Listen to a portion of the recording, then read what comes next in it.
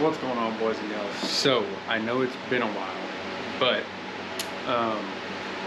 I've been getting a lot of things together and getting some things in line, and I figured I would show you what I've been working towards, putting in a bunch of hours at work to get some funds allocated to do a little bit more of an adventure and to try to bring some other type content other than just fishing, although we are approaching hunting season, and I do have some hunting trips planned to be able to make some content with hunting and whatnot and take y'all along with me and hopefully teach y'all a little bit of something and maybe get some of y'all inspired to get out there and maybe do some hunting yourself if that's something that you're interested in.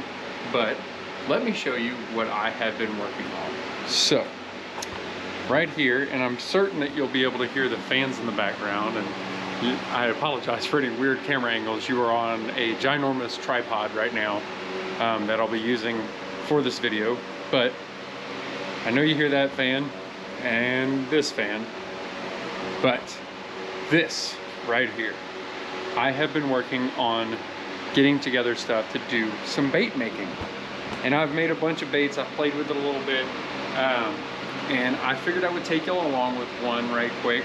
My buddy Sean and I, we have a fishing trip planned for tomorrow, so we'll be putting together a video tomorrow, as well as I'm going to put this video together and release that probably today.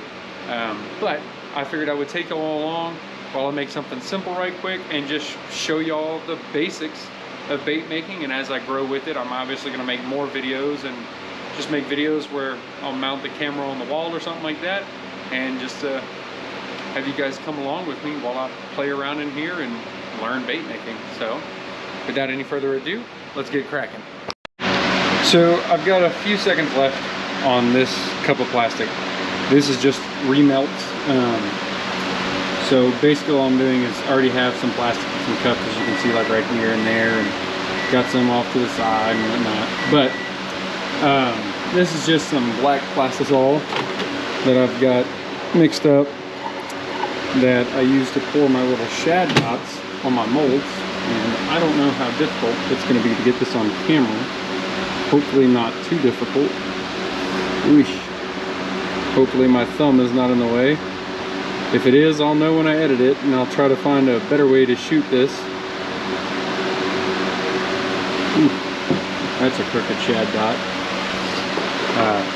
When they dry a little bit, I'll show you exactly what it looks like. I can't exactly tilt it to the camera while it's molten liquid.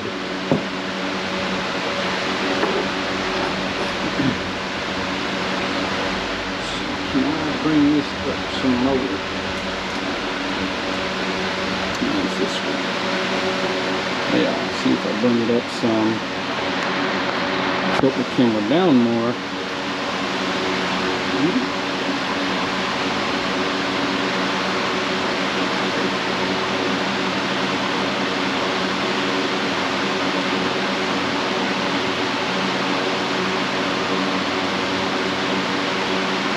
That's a big shad dot. Yep.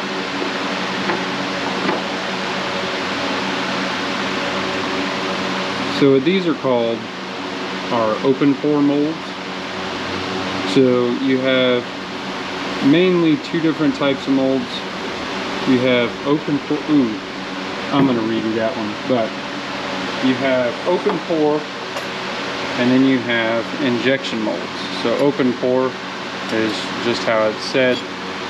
It's open and you just pour the plastic in.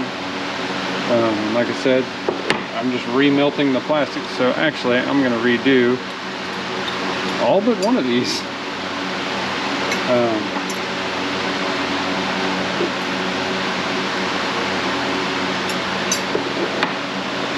You can always remelt it.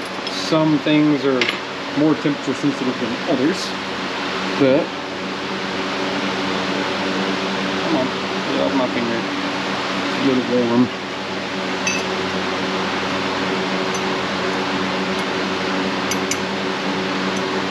So like some of the Flake I'm going to use is very temperature sensitive, so I have to really pay attention when I'm heating it and whatnot. and that is, I believe it's called holographic flake. Oh, sparkle flake. So this right here is some of the flake that I'll be using today, and it is a violet sparkle flake. Some really small stuff, but it's very temperature sensitive. It's not like your normal flex. But yeah, so I'll be making some shad imitations with those today. Here's a cup that has some of it in it. I don't know how well the camera is going to pick up what that fleck does, but I'm going to do a couple baits before I head down to Glenrose. And figured I would make or shoot a quick video while I'm doing that. Seconds.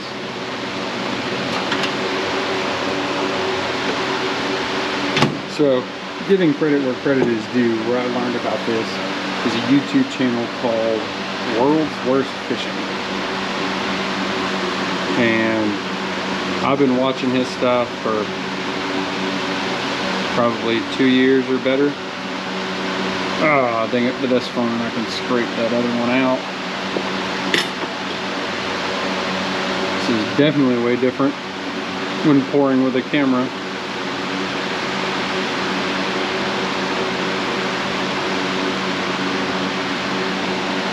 Alright. And one more.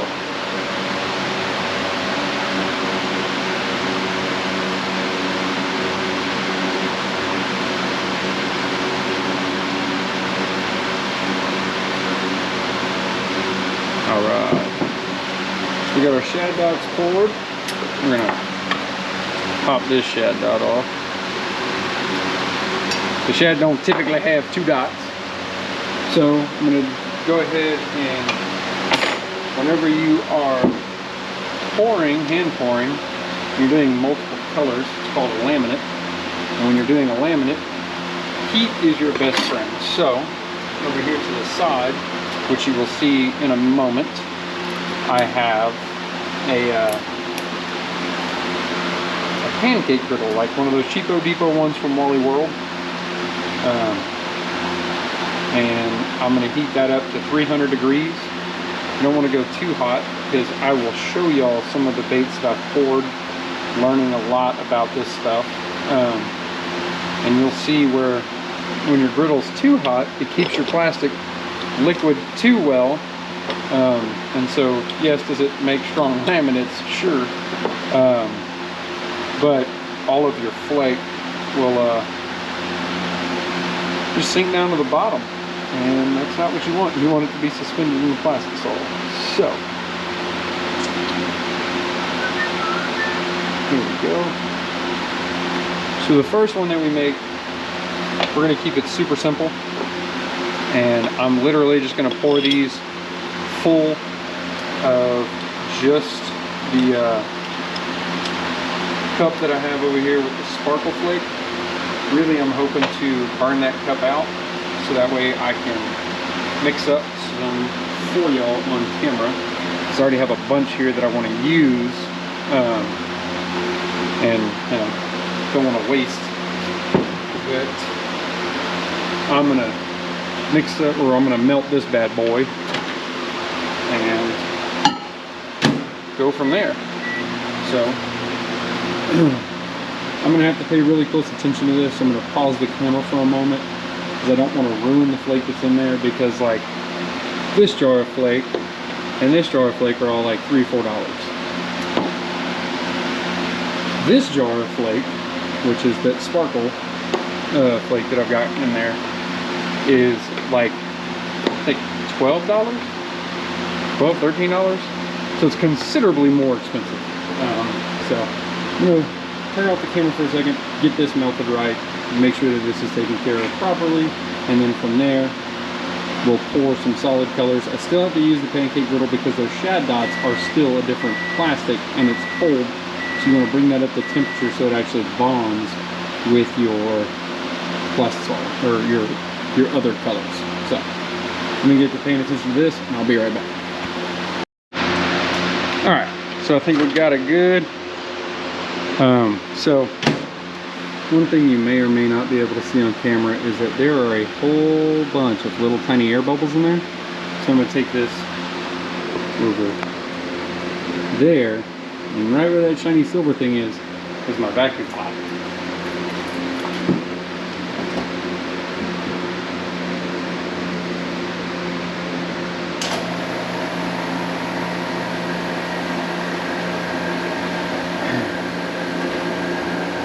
And I'm going to put that in my vacuum pot for a minute or so, pull all the air bubbles out of there, give it one last heat, then we're going to pour it, and then we'll see how those guys look.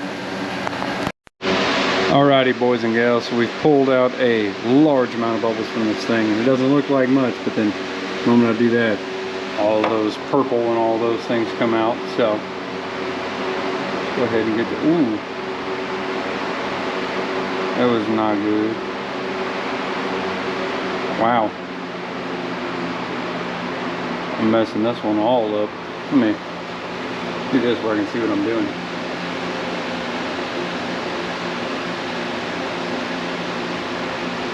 No, let's do better on this one.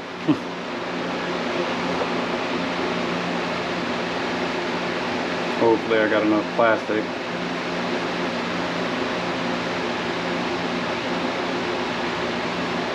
Whoa, it's gonna be close. All right, I think we got enough.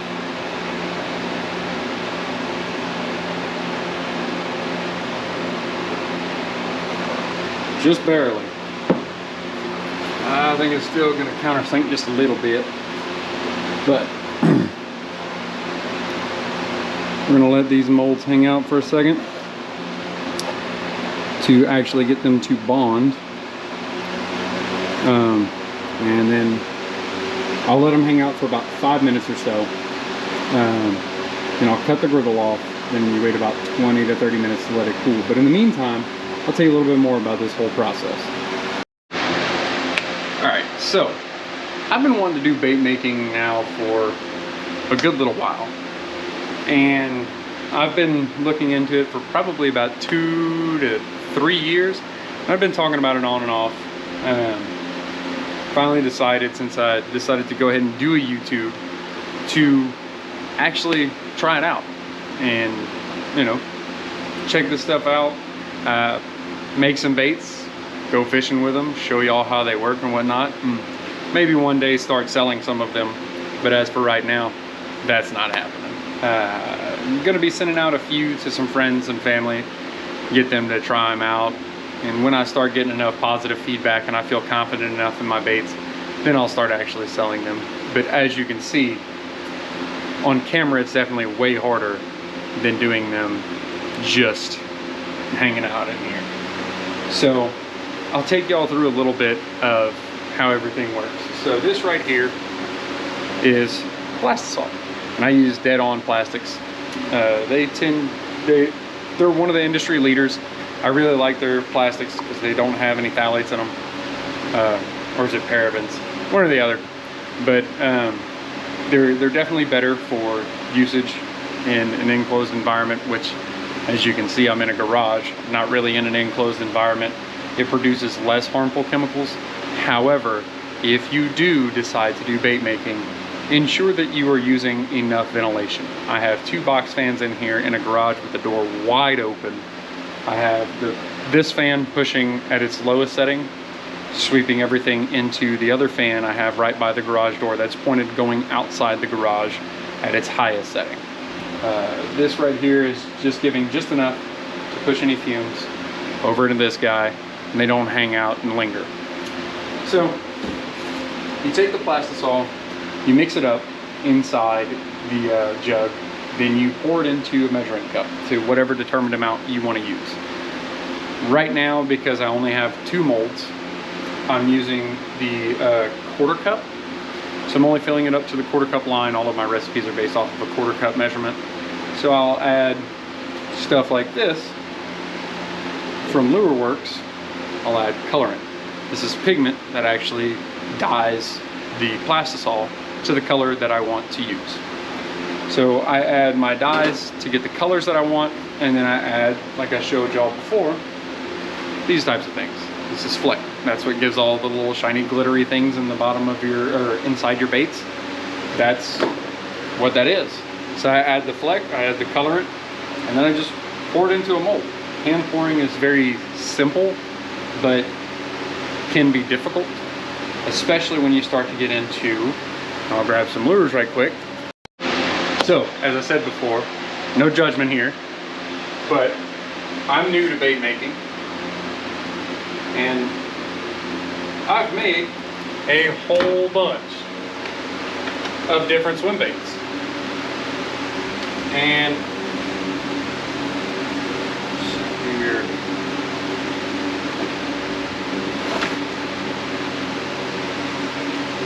this right here is one of my first ever that I made.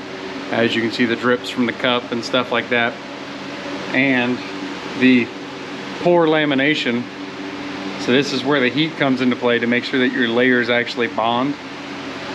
I'm just holding on to this guy because it was first ever, but that right there is why that pancake griddle is very important. However, when you're just pouring single colored baits, not so much. I did add the shad dots on these guys, but I mean, it bonds pretty well. So what you will notice though is a difference between like this guy. Let's see, let me put some of these down. This guy right here, all of that is a whole bunch of bubbles, just a whole bunch of bubbles. And let's see if we can get the camera to focus. I'm hoping that it's focused. But there's a whole bunch of air bubbles in this guy, which damages the structural integrity of the bait. So I went out and got the vacuum chamber that I have over there. And vacuum chamber, whenever you have your cup of plastic liquid, it pulls all the little moisture bubbles and air bubbles that happen inside a plastisol whenever you heat it up.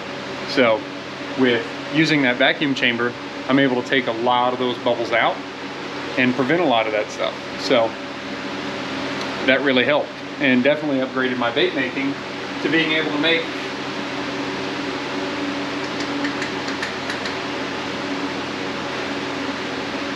things like this. So I'm able to make really clear plastisol where you can see right through the stuff, and it provides a very good base to build your colors on, because I wouldn't be able to build colors like this without having really clear plastics. So as I've played with it, I've made a whole bunch of different colors. You know, like this is similar to the last one I just showed, but a little bit less transparent and more opaque, just to add more body to the bait for darker waters. But what I find one of the really good benefits is with making your own baits is that you can really play with these things and make them however you want. You can make things that are more realistic than you can typically find in the store. Like this guy, I tried to mimic more of a shad that is in my area. They're usually darker, but you don't really get these types of colors in plastics that you buy at the store, because it's a very key specific thing. It's not very common. But like, I don't know if y'all have ever actually held a shad in your hand and really looked at a shad, but typically they have this little iridescent purpleness to it. And I put that in this bait with this stuff, violet highlight. So that gave this one that little purpliness to it, because it's actually a white. And so adding that gave it that little iridescent hue. And like this guy, I poured this, and it's got that sparkle fleck in the belly. And I went with a lighter top, but I should have made my vein a little bit darker to make that a little bit more of a natural transition. But that's kind of the fun in playing with this stuff, is that you get to play and make whatever you want. like this guy. I made like old red, white, and blue. Made this guy. Now you get to really play with these things and just kind of make whatever you want to make. I mean, other than these guys, I didn't make that, but you know, all these baits in here, I made all of these just playing around in here, finding different stuff that I was like, I think I want to try this. And I just made a whole bunch of different baits, you know, kind of like a Googan Squad natural color. But there are some definite learning curves that were in here. Ran out of green plastisol on this guy, so I just topped it off with the white. And I'm just holding on to it because, hey, I made it. Alright, boys and gals. Still a little toasty, but it's not like crazy. We're gonna go ahead and take these bad boys out.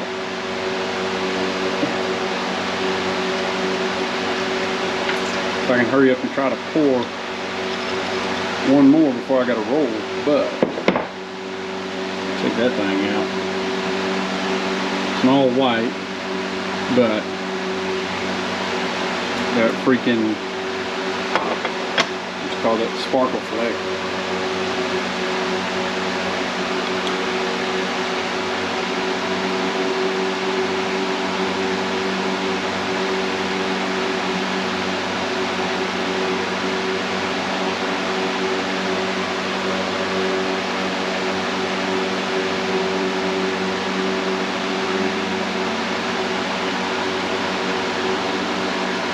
Check that sparkle flake out, man. That stuff is killer. So, we'll see how this bad boy works with other ones. Let me get set up to shoot some more. Alright, so the color that I'm building is going to be the color that you just saw. However, this time I'm subtracting the I had some highlight powder in there, so I'm gonna see the true color of the flake on this guy, but you can see some of the air bubbles already in there, and that's literally just melting the plastic. But as I mix and stuff like that, there's gonna be more air bubbles, so that's what the whole vacuum chamber is for. We're gonna use a lot. Yeah, just a pinch more.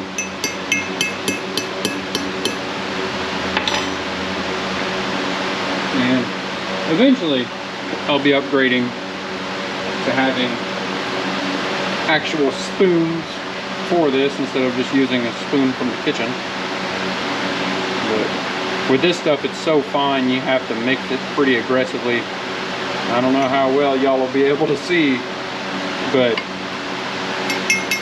this thing is full of air bubbles now. That white is just air bubbles. We're gonna add just a wee bit more of this sparkle flake. And the rest of my colors are going to be some colors that I already have made. So it'll just be remelting those. But I think I'm just going to do this and then top it off with a little bit of this silver grayishy black.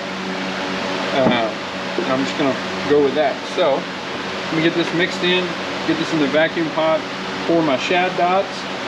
Let's see how this guy looks. Get it mixed in real good. Probably gonna have to reheat it a little bit. Yeah, it's starting to thicken up. So take the temperature. See where we're at. Very important tool is a thermometer. Some guys use infrared thermometers. Personally, I use this guy, pretty cheap, gives me a very accurate reading. So, sitting at about 270.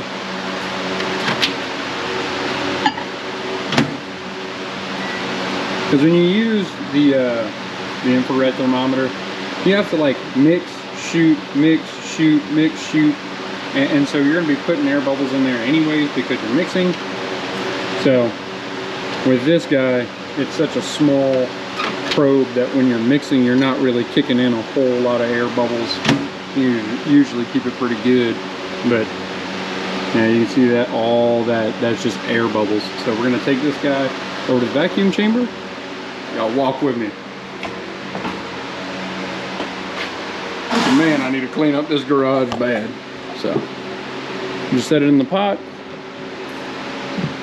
put the lid on, make sure the fan's on. So one thing to notice, this is the exhaust of my vacuum pot, and I've got it going straight into the fan. That way I'm not getting any fumes that I'm breathing, which you may or may not be able to see some of the smoke coming off of this. And those are the fumes that you do not want to breathe. Take a look in that pot. That's just air bubbles.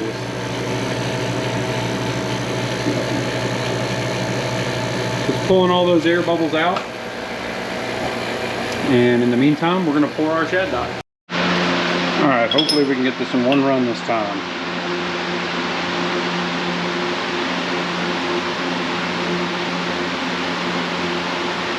Ooh, it's a big shad dot, but it'll do.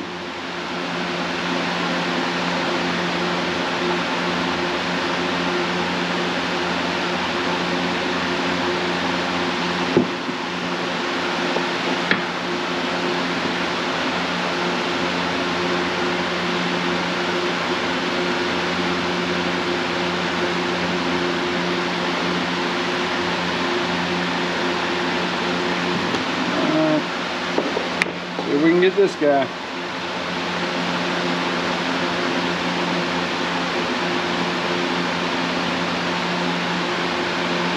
Oh man. We're just gonna go ahead and leave that one.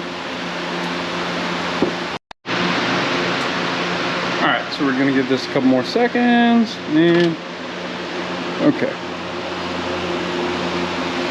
So as you can see, whole lot less bubbles, way more clear. Let's get this belly color poured.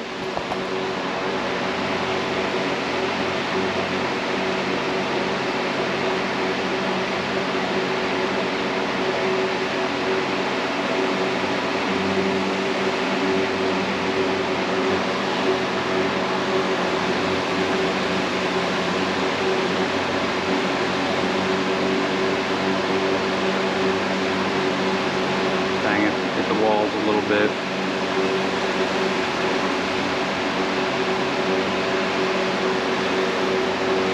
Hit the walls a little bit, but that should be perfectly fine. Alright, so now we're going to get that one melted. We're going to run it through the vacuum pot because I haven't used this one in a few days. So let me get this heated up, ran through the vacuum pot, and we'll get the vein poured in, and then we'll go ahead and melt that one all the way in the back right. Alright, so we got the vein. Now this is the part that can get real tricky.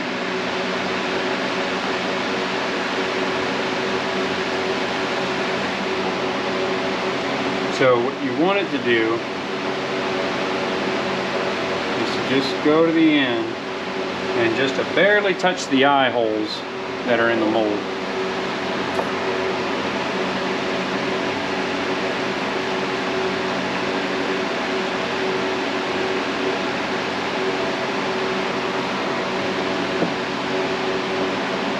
One of the tricks you can do is going past it just to blow on it, or just rock it a little bit, let it stiffen up. That's where a good pair of gloves comes into play. Alright, so now we're going to pour the top color, and then we wait. Ooh.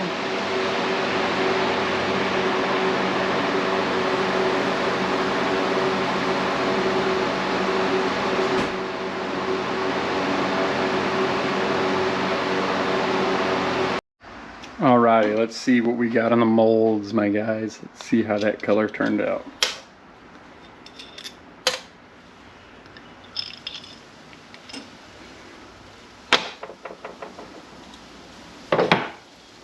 Okay, okay. Check that bad boy out. Bottom is way more clear because I didn't add that highlight powder. But I like it. It's definitely different. Let's see how this bad boy does this weekend. Alrighty, boys and gals, so that's why I've been kind of MIA for a moment. Been working a lot, trying to get money up to do some trips this year, to take y'all along with me, and got into bait making. So y'all stay tuned for more of these types of videos. If there's anything y'all want to see me make, some color combinations you'd like to see, heck, you could even just comment down below. Purple with gold flake and silver flake, or whatever you want to see. So y'all comment down below what y'all would like to see me make. Y'all stay tuned. We're definitely going to be making some more stuff on camera, and we're going to be using these bad boys. So till next time, y'all guys get out there and go make some memories.